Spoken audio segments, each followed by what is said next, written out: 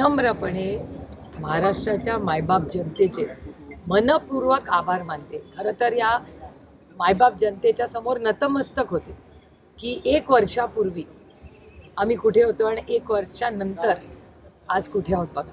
1 वर्षापूर्वी ना पक्ष होता, ना चिन्ह होते, आमदार, खासदार, सोसायटी, सरपंच, बँक, म्हणजे जी जी काही सत्तेची पदं लोक सरकार जे होते राष्ट्रवादी काँग्रेस पक्षामध्ये, त्यातलं पक्ष चिन्ह सगळं घेऊन आमचं आयुष्य उद्ध्वस्त करून ते सगळे गेले। त्यावेळेस कोर्ट इलेक्शन कमिशनमध्ये आदरणीय पवारसाहेब सातत्याने तासनतास बसत होते आमच्याबरोबर। सुप्रीम कोर्टात आठवड्याला मी स्वतः चक्रा मारलेल्या।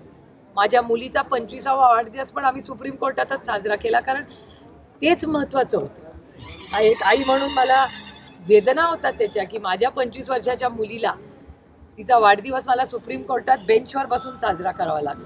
ठीक आहे, संघर्षाचे दिवस होते आणि अर्थातच आधी लग्न कोंडाण्याचं, वाढदिवस तर नंतर करू ना, कुठे जातो।